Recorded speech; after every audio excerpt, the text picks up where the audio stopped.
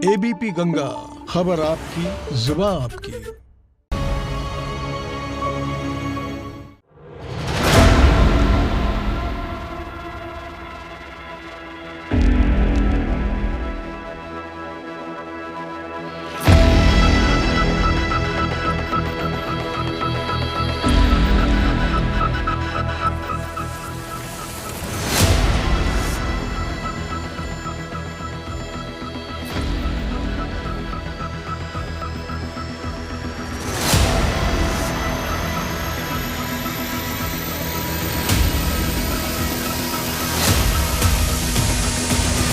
Corona से निपटने के लिए योगी सरकार पूरी तरीके से तैयार है।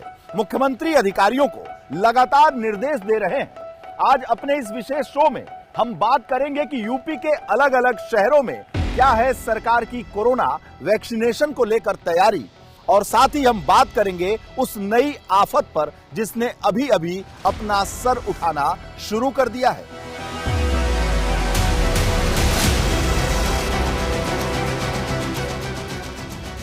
कोरोना पर सर्जिकल स्ट्राइक। जी हां, कोरोना के खिलाफ आखिरी जंग के लिए योगी सरकार ने अपनी पूरी तैयारी कर रखी थी। बस इंतजार था युद्ध के ऐलान का। वैक्सीन को मंजूरी मिलते ही यूपी के 75 जिलों में वैक्सीनेशन का ड्राई रन पूरा किया गया। तो सबसे पहले बात करते हैं लखनऊ की, जहां कैसी रही तैयारी, इसका जायजा लिया हमारे संवाददाता शैलेश अरोड़ा ने। वैक्सीन को हरी झंडी मिलते ही पूरे प्रदेश में वैक्सीनेशन को लेकर ड्राई रन किया गया। तैयारियों की पड़ताल को जांचा परखा गया। खुद मुख्यमंत्री योगी वैक्सीनेशन के ड्राई रन को लेकर बेहद सजग दिखे और उन्होंने इसकी तैयारियों को लेकर अधिकारियों से साफ साफ कहा कि मामले में किसी तरह की लापरवाही बर्दाश्त नहीं की जाएगी। उन लोगों पर टीकाकरण होना है और ये आपने सूची अपने अपने जनपदों में पहले से ही बना करके उसको वेरीफाई कर लें। कहीं से भी कोई शिकायत की गुंजाइश नहीं होगी। अगर शिकायत होगी और कहीं भी किसी ने इसके नाम पे अनावश्यक रूप से नेगेटिविटी पैदा करने का प्रयास किया तो जिलाधिकारी और सीएमओ की सामूहिक जिम्मेदारी उस संबंधित जनपद के अंदर इसके लिए मानी जाएगी। इसलिए पहले से ही उस प्रकार के लोगों की तैनाती, उस प्रकार की व्यवस्था वहाँ पे देना और किसी को भी इसका उल्लंघन न करने दें, इसके बारे में हम लोग तय कर लें। सूबे की राजधानी लखनऊ में 1 जनवरी को 6 अस्पतालों में ड्राई रन हुआ, जिसके बाद मंगलवार को 12 अस्पतालों को और चिन्हित किया गया जहां ड्राई रन हुआ। इस ड्राई रन को हूबहू इसी तरह किया गया जैसा वैक्सीनेशन के वक्त किया जाएगा। बाकायदा लोगों तक मैसेज भेजे गए और वैक्सीन लगवाने वालों की सहायता के लिए एक डेस्क बनाया गया जहां लोगों को पूरी जानकारी दी जाएगी। प्रदेश में आज दूसरे चरण का ड्राई रन चल रहा है और हम इस समय मौजूद हैं लखनऊ के राम मनोहर लोहिया आयुर्विज्ञान संस्थान में, और आप देख सकते हैं यहाँ पर ड्राई रन जो है वो शुरू हो चुका है, इस समय चल रहा है। और सबसे पहला जो स्टेप है वो ये कि जब भी कोई बेनिफिशियरी यहाँ पर आएगा तो वो इस काउंटर पर आएगा जहाँ पर 2 सुरक्षाकर्मी मौजूद हैं। यहाँ पर एक लिस्ट है, उस लिस्ट से मिलान किया जाएगा बेनिफिशियरी का, उसकी आईडी देखी जाएगी और उसके बाद यहाँ उसको एक टोकन दिया जाएगा। अगर मास्क नहीं लगा तो इनसे मास्क उपलब्ध कराया जाएगा और उसके बाद वेरीफाई करने के बाद यहाँ से उनको भेजा जाएगा वेटिंग रूम की तरफ। जो बेनिफिशियरी होंगे उनको वेटिंग एरिया तरफ ले जाएगा। देखिए अब जगह जगह इसके लिए एरो लगा दिए गए हैं ताकि किसी को वहाँ तक जाने में कोई समस्या ना आए। इसके बाद टोकन नंबर लेने के बाद जो बेनिफिशियरी हैं आप देख सकते हैं ये वेटिंग रूम है, उनको यहाँ पर बैठाया जाएगा। जो उनका टोकन नंबर होगा उस टोकन नंबर के हिसाब से उन लोगों को एक एक करके वैक्सीनेशन के लिए बुलाया जाएगा। यहाँ पर दूसरी बार उनका मिलान किया जाएगा। जो लिस्ट है उसको लेके यहाँ पर अधिकारी मौजूद हैं, वो लिस्ट से मिलान करेंगे कि जो बेनिफिशियरी आ रहा है जिसको बुलाया गया है उसका नाम लिस्ट में है या नहीं। उसके बाद उनकी आईडी यहाँ पर भी देखी जाएगी और आईडी देखने के बाद इस वेटिंग रूम में उन लोगों को बैठाया जाएगा। इस ड्राई रन के जरिए वैक्सीनेशन की तैयारियों को परखा गया। वेटिंग रूम के बाद वैक्सीनेशन रूम में लोग पहुंचे और वैक्सीन लगवाई। ये दूसरा हॉल है इस इंस्टीट्यूट में जो वैक्सीनेशन रूम है। यहाँ पर भी जब कोई आएगा तो एक बार गेट पे आईडी चेक हुई, फिर उसके बाद वेटिंग रूम और उसके बाद जब अंदर आएंगे इस कमरे के जो वैक्सीनेशन रूम भी है और यहीं पर क्योंकि हॉल बड़ा है इसलिए ऑब्जर्वेशन रूम भी यहीं पर बनाया गया। तो वैक्सीनेशन काउंटर जो बनाए गए हैं आप देख सकते हैं यहाँ पर इस वैक्सीनेशन रूम में भी एक बार फिर से उनकी आईडी जो है वो चेक की जाएगी और आईडी चेक करने के बाद यहाँ पर वैक्सीनेशन किया जाएगा और इसके बाद एक उनको कार्ड दिया जाएगा जिसमें आज की वैक्सीनेशन की डेट और उसके बाद जो उनका 28 दिन बाद दूसरी डोज मिलनी है उसकी डेट पड़ी होगी। वैक्सीनेशन के बाद ऑब्जर्वेशन रूम की तैयारियां भी की गई, जिससे वैक्सीन लगवाने वाले को करीब आधे घंटे इस वैक्सीनेशन रूम में रोका जाएगा, जिससे अगर वैक्सीन लगने के बाद कोई दिक्कत हो तो डॉक्टर्स की देखरेख में रहे। ड्राई रन में ये तमाम व्यवस्थाओं को परखा और जांचा गया। ड्रेस रिहर्सल्स होते हैं, ये बहुत काम की चीज़ होती है, जिससे कि जिस दिन आपको परफॉर्म करना है उस दिन कोई त्रुटि ना होने पाए। तो इस हिसाब से ये बहुत अच्छी रही, बहुत सक्सेसफुल रही। मुख्यमंत्री जी आए थे, उन्होंने सब चीज़ का जायजा लिया, उनको सब कुछ दिखाया गया, प्रैक्टिकली दिखाया गया कि यहाँ से आदमी आएगा, यहाँ बैठेगा, यहाँ जाएगा, यहाँ वेटिंग होगी, यहाँ रजिस्ट्रेशन होगा, हर चीज़ उनको दिखाई गई थी और जो कि उनके समझ में भी आया। वहीं इस ड्राई रन में सिर्फ स्वास्थ्य से संबंधित तैयारियों को अंतिम रूप नहीं दिया गया, बल्कि प्रशासनिक व्यवस्थाओं को देखा गया, जिससे वैक्सीनेशन के दौरान व्यवस्थाएं नियंत्रित रहें। ये लखनऊ का सौभाग्य रहा कि ये सेकेंड ड्राई रन है, तो पहली बार के बाद और हम ज़्यादा अच्छी तरह से इसको कर पा रहे हैं। जैसा मैं यहाँ अभी RML में आया हुआ हूँ और यहाँ पर भी मैंने देखा है, तो ड्राई रन के जो प्रोटोकॉल्स हैं उनको पूरी तरह फॉलो किया जा रहा है। वैक्सीनेशन की प्रक्रिया के दौरान खुद मुख्यमंत्री योगी आदित्यनाथ तत्पर और सजग नजर आए। सीएम योगी ने लोहिया संस्थान में बने कोरोना सेंटर का जायजा लिया। इस दौरान एंट्रेंस से लेकर वैक्सीनेशन के हर चरण को बारीकी से जाना, वहीं यूनिट में बेड्स की संख्या बढ़ाने का आदेश दिया। कोविड वैक्सीन के ड्राई रन के दूसरे चरण में आज खुद मुख्यमंत्री योगी आदित्यनाथ राम मनोहर लोहिया आयुर्विज्ञान संस्थान में निरीक्षण करने के लिए पहुंचे और यहाँ पर आने के बाद मुख्यमंत्री ने ड्राई रन को लेकर जो तैयारियां की गई थी, जिस तरह से यहाँ पर अलग अलग कमरे बनाए गए थे, उनके बारे में जानकारी ली। वैक्सीनेशन के ड्राई रन को लेकर खुद मुख्यमंत्री तत्पर नजर आए। इस दरमियान उन्होंने न केवल इस पूरी प्रणाली को परखा, समझा, बल्कि अधिकारियों को सख्त लहजे में ये चेतावनी भी दिया कि इस पूरे मामले में अगर कहीं कोई लापरवाही होगी तो उसे बर्दाश्त नहीं किया जाएगा। वहीं दूसरी तरफ बाराबंकी में सूबे के स्वास्थ्य मंत्री जयप्रताप सिंह बेहद सक्रिय दिखे। एक तरफ लखनऊ में मुख्यमंत्री योगी आदित्यनाथ ने व्यवस्थाओं को जांचा परखा, तो वहीं बाराबंकी में स्वास्थ्य मंत्री जयप्रताप सिंह व्यवस्थाओं का जायजा लेने खुद मैदान में उतर पड़े। स्वास्थ्य मंत्री ने कई सेंटर्स का निरीक्षण किया जहां वैक्सीनेशन का ड्राई रन चल रहा था। इस दौरान वैक्सीनेशन के ड्राई रन की स्वास्थ्य मंत्री ने तारीफ की। नहीं, ठीक है, बिल्कुल ठीक है। जो प्रोसीजर हम लोगों ने दिया है, बताया गया, जिनका प्रशिक्षण बराबर पिछले 15-20 दिन से हो रहा है, उस प्रशिक्षण के आधार पर ठीक ही चल रहा है आज का ड्राई रन। और अभी हम बाराबंकी के कई अन्य जगह भी जाएंगे जहां पर ड्राई रन का ये रिहर्सल हो रहा है, उसको भी देखेंगे। राजधानी लखनऊ और बाराबंकी के बाद चलते हैं पूर्वी उत्तर प्रदेश के दो बड़े शहर गोरखपुर और वाराणसी की तरफ। वाराणसी, जहां प्रधानमंत्री का संसदीय क्षेत्र होने की वजह से योगी आदित्यनाथ वहां से जुड़ी हर व्यवस्था पर खास नजर रखते हैं, तो गोरखपुर तो उनका शहर ही है। वाराणसी में कोरोना वैक्सीनेशन का ड्राई रन 6 सेंटर्स पर किया गया। इसके लिए 6 अस्पतालों को चिन्हित किया गया और 25-25 लोगों को 2 शिफ्ट में बुलाया गया। सबसे पहले जो भी मरीज यहाँ पर आएंगे, ये वेटिंग एरिया है, यहाँ पर आएंगे, अपना नाम और अपना आई कार्ड, आधार कार्ड यहाँ पर चेक होगा और उसके साथ ही इसके बाद टीकाकरण के लिए आएंगे।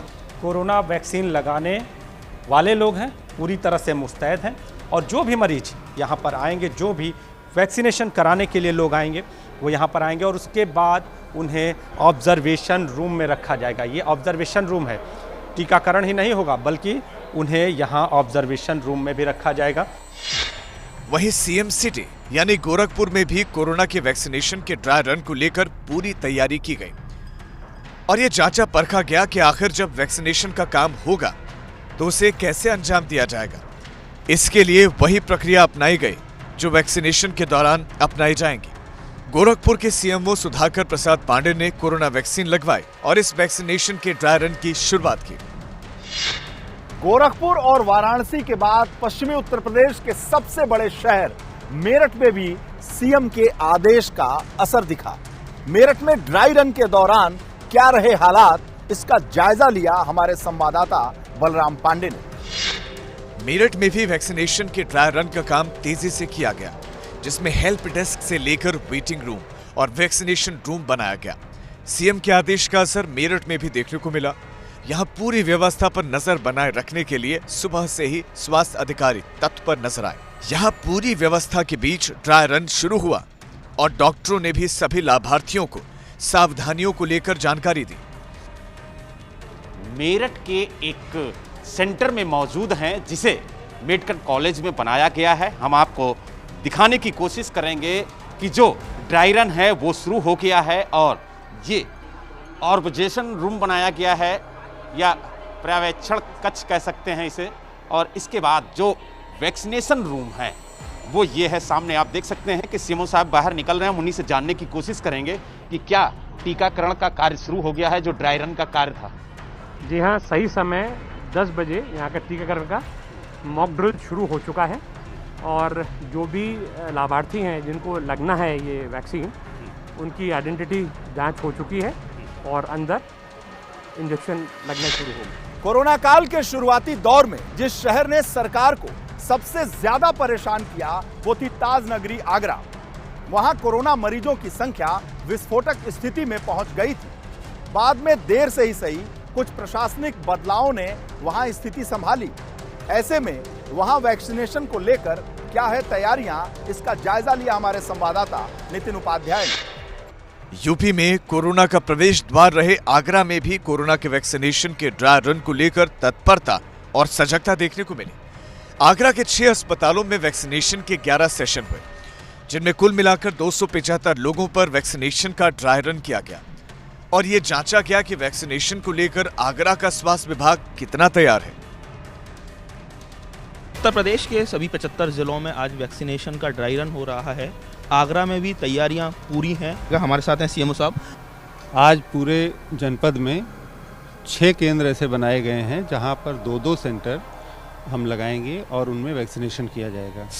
इसके लिए हम ड्राई रन का अर्थ ये होता है कि सारी प्रक्रिया उसी तरह करेंगे जैसे ओरिजिनल में है, परंतु वैक्सीन नहीं लगाई जाएगी। इसके अलावा सब कुछ वैसे ही होगा जैसे आने वाले समय में हम वैक्सीनेशन करेंगे। दिन भर चले वैक्सीनेशन की ड्राई रन के जरिए योगी सरकार ने अपनी तैयारियों को जांचा और परखा और अब 16 जनवरी से कोविड वैक्सीनेशन के शुरू होने का ऐलान केंद्र सरकार ने कर दिया है, जिसके तहत पहले चरण में 3 करोड़ टीके लगाए जाएंगे। वक्त हो चला है ब्रेक का। ब्रेक के बाद जानेंगे यूपी में कोरोना के बाद किस नई आफत ने दस्तक दे दी है। कोरोना संक्रमण की दर कम जरूर हुई है, लेकिन यह खतरा अभी टला नहीं है। वहीं दूसरी तरफ बर्ड फ्लू के रूप में एक नई आफत ने दस्तक दे दी है, जिसे लेकर पूरे प्रदेश में एडवाइजरी जारी हो चुकी है। कोरोना के बाद अब यूपी पर बर्ड फ्लू का खतरा मंडराने लगा है। केरल के अल्पुजा से बर्ड फ्लू के मामलों की शुरुआत हुई थी, जिसके बाद से ही लगातार बर्ड फ्लू पैर पसार रहा है। बर्ड फ्लू के खतरे को देखते हुए यूपी के पशुधन विभाग ने भी पूरे प्रदेश के लिए एडवाइजरी जारी कर दी है। इसमें सभी जिलों के अधिकारियों को निर्देश दिए गए हैं कि पक्षी जिस भी तालाब में पानी पीते हैं उस पर निगरानी रखी जाए। एडवाइजरी में बताया गया है कि बाहरी पक्षियों के झुंड पर नजर रखी जाए। वो जिस तालाब से पानी पीते हैं उस पर नजर रखी जाए। कोई पक्षी मृत पाया जाता है तो प्रशासन को बताया जाए। बाहरी राज्य से आने वाले मुर्गियों की गाड़ियों की जांच की जाए और साथ ही मुर्गा मंडियों को हफ्ते में 1 दिन के लिए बंद रखा जाए और बंदी वाले दिन मंडियों की पूरी तरह साफ सफाई भी की जाए। इसके अलावा सभी बर्ड सेंचुरी की एक सूची तैयार की जाए और सभी जिलों के डीएम ये सुनिश्चित करें कि उनके जिले में फेस मास्क और पीपीई किट की कमी ना हो। वहीं पशुपालन केंद्रीय राज्य मंत्री संजीव बालियान ने बर्ड फ्लू के खतरे को लेकर कहा कि इसकी रोकथाम करने में सरकार पूरी तरह सक्षम है, लेकिन लोग इसे लेकर आवश्यक सावधानी जरूर बरतें। हर साल 2006 में पहली बार देश में आया और 2015 से हर साल सर्दियों में कुछ न कुछ स्टेट से रिपोर्ट हमेशा होता है और करीब 15 दिन या 1 महीने के अंदर कंट्रोल है। तो ये पहली बार नहीं है। 2015, 16, 17, 18, 19, 20 पिछले साल भी रिपोर्ट्स आई थी कुछ प्रदेश से। तो हर साल सर्दियों में कुछ दिन के लिए आता है। अच्छी बात यह है कि लोकलाइज्ड है, कहीं पूरे देश में फैलने की अभी तक इसकी कोई वो नहीं है। और जहाँ भी है वहाँ कहा गया है कि अच्छी तरह से अगर जो बर्ड्स हैं उन्हें डिस्पोज ऑफ किया जाए, या तो जलाया जाए या दाब दिया जाए, और एक सावधानी बरती जाए चारों तरफ देखते हुए। बर्ड फ्लू के खतरे को देखते हुए यूपी में एडवाइजरी जारी की जा चुकी है। प्रशासन अलर्ट पर है, लेकिन सोनभद्र, झांसी और कानपुर से एक के बाद एक कौवों और बाकी पक्षियों की मौत से एक नए खतरे की आहट सुनाई पड़ रही है। सोनभद्र के चोपन इलाका के डाला में कई कौवों और मुर्गियों की मौत की वजह से लोगों में हड़कंप मचा हुआ है। बुधवार शाम को यहां पर 9 से 10 कौवे मृत हालत में मिले। वहीं करीब 25 मुर्गियां भी इसी इलाके में मृत हालत में मिली, जिसके बाद बर्ड फ्लू की दहशत इलाके में आग की तरह फैल गई। वही जानकारी मिलते ही वन विभाग के अधिकारी भी मौके पर पहुंच गए और मृत पक्षियों के सैंपल्स को कब्जे में ले लिया। हालांकि अभी तक इसकी रिपोर्ट सामने नहीं आ पाई है कि इन पक्षियों की मौत किस वजह से हुई है, लेकिन बर्ड फ्लू की दहशत ने इलाके के लोगों को डरा दिया है। कानपुर के चिड़ियाघर में भी 4 पक्षियों की मौत की खबर से हड़कंप मच गया। बुधवार सुबह कानपुर चिड़ियाघर के 4 पक्षियों की अचानक मौत हो गई, जिसके बाद पक्षियों के सैंपल जांच के लिए भोपाल स्थित national institute of high risk animal disease के पास भेजे गए। वहीं इनकी रिपोर्ट आने का भी इंतजार हो रहा है। बर्ड फ्लू के खतरे के बीच जिस तरह कानपुर के चिड़ियाघर में 4 पक्षियों की मौत हुई है, उसके बाद से यहां पर प्रशासन भी अलर्ट मोड पर है। वहीं झांसी में भी कई मरे हुए कौवे मिलने से हड़कंप मच गया। बर्ड फ्लू की खबर के बीच ही झांसी में बड़ी तादाद में कौवे मरे हुए पाए गए, जिसके बाद प्रशासनिक अधिकारी भी सख्ते में आ गए। इसके बाद मौके पर पहुंचे वन विभाग के अधिकारियों ने कौवों के शव को कब्जे में ले लिया और इनके सैंपल्स जांच के लिए भोपाल भेज दिए। बड़ी तादाद में कौवों के मरने से बर्ड फ्लू की आशंका जताई जा रही है। वहीं हालात और ना बिगड़े, इसके लिए शहर में चिकन ले जाने वाली गाड़ियों के ट्रांसपोर्ट पर रोक लगा दी गई है। आज प्रेमनगर थाने के पास जो है कुछ कौवों को जो सूचना मिली थी, वहाँ जो चर्च है वहाँ पर गए तो हम लोग गए तो वहाँ 4 कौवे मरे हुए थे। वहाँ पर फादर ने बताया यहाँ शाम को लाखों कौवे आते हैं जो है, तो उनको हम लोगों ने उसको सैंपल कलेक्शन कर लिया है जो है, उनको जो है आगे जांच के लिए विज्ञान प्रयोगशाला वहाँ भेजा जाएगा भोपाल जो है लैब में जो है, वहाँ से रिपोर्ट आने के बाद फिर उसको जो है। वाराणसी में भी बर्ड फ्लू को लेकर प्रशासन के दावे तो पुख्ता है, लेकिन काशी में जो अब व्यवस्था दिख रही है उसको लेकर सवाल जरूर खड़े हो रहे हैं, क्योंकि मीट की दुकानों पर गंदगी पहले जैसी ही है। देखिए नीतीश पांडे की ये रिपोर्ट। दरअसल सरकार ने इसे लेकर पहले ही अलर्ट घोषित किया है, जिसके बाद अधिकारी भी मुस्तैदी से एडवाइजरी को लागू करने की बात कह रहे हैं, लेकिन वाराणसी में हकीकत इससे जुदा दिख रही है। बर्ड फ्लू को रोकने के लिए वाराणसी में प्रशासनिक अमले द्वारा तमाम दावे किए जा रहे हैं, लेकिन दावों की सच्चाई क्या है इसे जानने के लिए हम एक मीट शॉप पे पहुंचे हैं। अब देखिए यहाँ पर आपको दिखाई देगी व्यवस्था, और इसके साथ ही यहाँ पर साफ तौर पे निर्देश है कि व्यवस्थाओं का पूरा पालन किया जाए। अब व्यवस्थाओं का पालन कैसे कर रहे हैं ये जो दुकानदार हैं इनसे पहले जान लेते हैं। नाम जानेंगे आपका? मेरा नाम अख्तर कुरैशी है। अख्तर जी, आप लोग कितने सतर्कता बरत रहे हैं, करते क्या क्या हैं, कैसे अपने दुकान को साफ करते हैं, क्या करते हैं? खूनेन से साफ करते हैं, इसकी दवाई आती है, छिड़काव करते हैं जो है, और साफ़ सुथरा से मुर्गे भी जो है जिसको देते हैं एकदम सफाई से देते हैं जो है। सर कुछ गंदगी भी दिखाई दे रही है, वो जो नीचे के स्तर पे उन्हीं का जो है क्या नाम, तो वो अलग से है, वो बकरा वकरा बेचते हैं, उससे मतलब हमारा ये दुकान है, हम अपना सफाई से देते हैं जो है। वो दुकान किसी और की है, शायद ये दुकान आपकी है। सर आप यहाँ पे सफाई को लेकर कितने सतर्क? सफाई बहुत होता है यहाँ पे। सफाई दिखाई तो नहीं दे रही है, सामने तो गंदगी। अब शाम हो रहा, सफाई होगा, दुकान धोआएगा, पूरा एकदम सफाई होकर एकदम बराबर हो जाएगा। और प्रशासनिक दावों की अगर बात करें तो दावे अपनी जगह हैं। कहा यह जा रहा है कि अगर इन दुकानों की सफाई नहीं दिख हुई, अगर इन दुकानों को फ्लू से बचने के जो मानक हैं उन मानकों का प्रयोग करते हुए नहीं देखा गया तो कार्रवाई होगी। अब आपको दिखाते हैं कि राजधानी लखनऊ में चिकन और मटन के कारोबारी बहुत डरे हुए हैं, क्योंकि बर्ड फ्लू की खबर से चिकन के दाम में भारी गिरावट आई है। ऐसे में इन व्यापारियों को यह डर सता रहा है कि अब तक तो कोरोना ने उनके धंधे को चौपट कर दिया, अब बर्ड फ्लू कहीं उन्हें बर्बाद न करे। बर्ड फ्लू की दस्तक से लखनऊ में चिकन और मीट कारोबारी बेहद परेशान हैं। कारोबारियों का कहना है कि उनके मुर्गों को मेडिकल डाइट देते हैं ताकि वो बर्ड फ्लू जैसे रोग से संक्रमित ना हो, लेकिन जब से बर्ड फ्लू की खबर सामने आई है तब से मुर्गे और अंडे दोनों के रेट में गिरावट हो गई है। वहीं लोगों ने काफी हद तक चिकन और अंडे खाना कम कर दिया है। अब आप ये मान के चलिए कि 3 तारीख को जो हम लोग की परचेजिंग थी, तो इसमें 2 तरह के मुर्गे होते हैं, एक स्मॉल एक बड़ा। Big broiler, small broiler. छोटा ब्रॉयलर जो होता है वो रोस्टेड साइज चिकन होता है, उसकी होटल की सप्लाई बहुत होती है, तो वो ऑलरेडी 10-15 रुपये महंगे ही रहता है बड़े वाले से। और बड़ा वाला जो होता है वो कोरमा साइज होता है, उसका बोनलेस निकलता है, उसमें रेशे होते हैं तो लोग कम पसंद करते हैं, तो उसका जो है डाउन रहता है। तो छोटा वाला 3 तारीख को 2 से 3 में छोटा वाला लाइफ स्टॉक में था 115 रुपये केजी। मेरठ में भी बर्ड फ्लू को लेकर अलर्ट जारी है। यहाँ अधिकारियों की एक टीम ने हस्तिनापुर में मौजूद एक बर्ड सेंचुरी का जायजा लिया और एक पोल्ट्री फार्म का भी बारीकी से निरीक्षण किया। मेरठ में इसकी निगरानी के लिए एक टास्क फोर्स का गठन भी किया गया है। आपको बता दें कि मेरठ में 29 पोल्ट्री फार्म्स हैं, जहां पर 6,50,000 मुर्गियों से रोजाना 5.5 करोड़ अंडों का उत्पादन किया जाता है। गनीमत वाली बात यह है कि फिलहाल मेरठ में ऐसा कोई मामला सामने नहीं आया है, हालांकि प्रशासन इसे लेकर अलर्ट है। बर्ड फ्लू को लेकर ग्रेटर नोएडा में भी अलर्ट जारी किया गया है, जहां पर डीएम खुद इसके लिए काफी मुस्तैद नजर आ रहे हैं। हालांकि अभी तक नोएडा में बर्ड फ्लू का कोई भी केस सामने नहीं आया है, लेकिन इसे लेकर डीएम ने अधिकारियों को निर्देश जारी किए हैं ताकि अगर कोई भी पक्षी और मृत पाया जाता है तो इसकी जानकारी फौरन ही प्रशासन को दी जाए। डीएम का कहना है कि अगर प्रशासन मुस्तैदी के साथ इस पर ध्यान देगा तो बर्ड फ्लू के खतरे से बचा जा सकता है।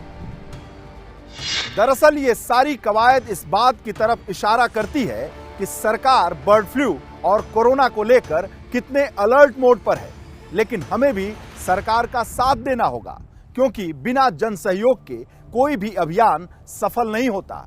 आज के लिए बस इतना ही। अगले हफ्ते फिर मिलेंगे किसी और बड़े और ज्वलंत मुद्दे के साथ। तब तक के लिए नमस्कार।